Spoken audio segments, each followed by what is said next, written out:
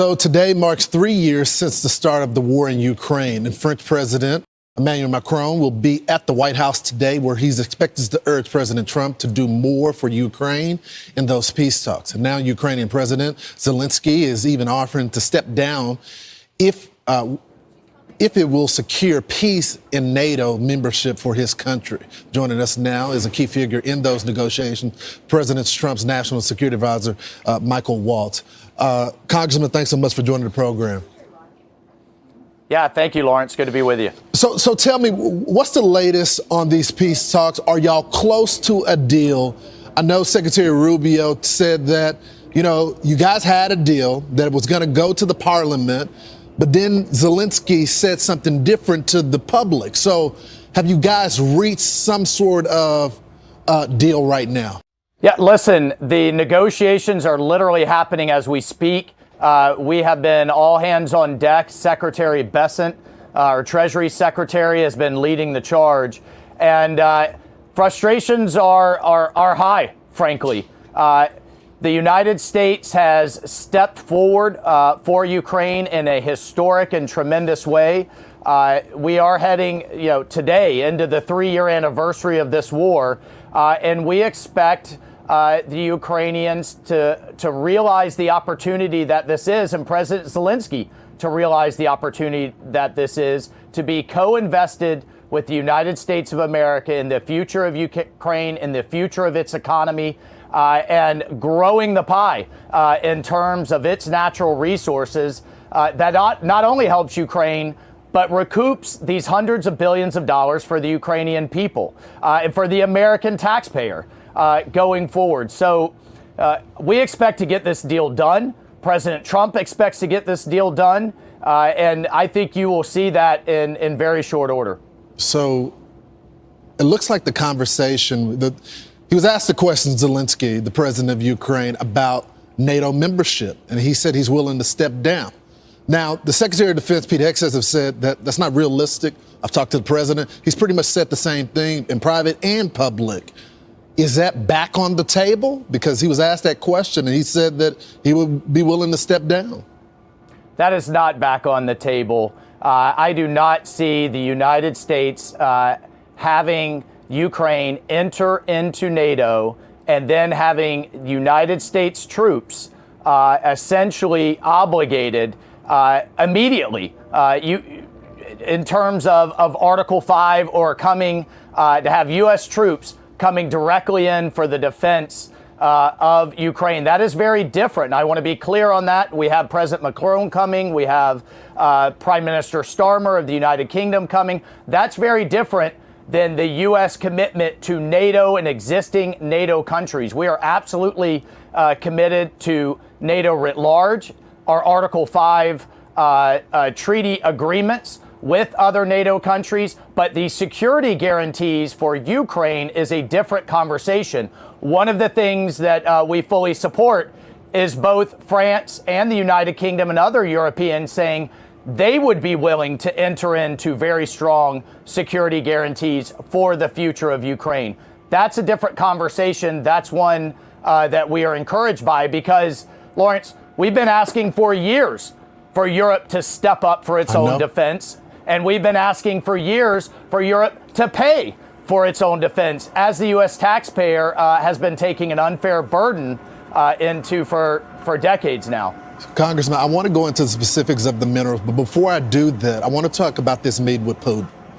I guess my question is there a meeting on the calendar? I know you had previously said that the meeting will happen once there is something to actually discuss, that you guys have talked about a deal. So is there something on the calendar for the president to meet with Putin in person? Not at this moment. We're having a series of negotiations and engagements at my level and below. We are having a back and forth on kind of what things would look like going forward, not only to get us to a ceasefire in Ukraine, but what a broader U.S.-Russia relationship would look like going forward. An important first step is Secretary Rubio and his counterpart, Lavrov, in getting our embassies back functioning again. It's very difficult, Lawrence, to move the relationship forward if we don't have functioning embassies. This is the president talking about the mineral deal. Let's play a little bit of it. We're going to get our money back because it's not fair. It's just not fair. And we will see. But I think we're pretty close to a deal, and we better be close to a deal because that has been a horrible situation. So tell me specifically, Congressman, what does a mineral deal look like? Does that mean that America, by extension, if we get these minerals, that we're going to guard our minerals as well? Are we talking about a large portion of minerals, part of Ukraine? What does that look like? Well, look, I mean, for example, there is enough aluminum if their refineries were fully capable, if we had that outside investment for U.S. imports for an entire year. There's enough gallium, there's enough tritium, there's titanium, one of the largest titanium reserves in all of Europe. But that will take investment to get it to full capacity. So, our position has been, look, 50% of something that is much larger, growing the pie, is better than the 100% of where they are today. So let's grow together in an economic partnership. And of course, the U.S. would protect our assets for which we are invested in. This could mean trillions, not only for the Ukrainian people, but for us and for stability for the region. And that economic investment is one of the best security guarantees that Ukraine could hope for.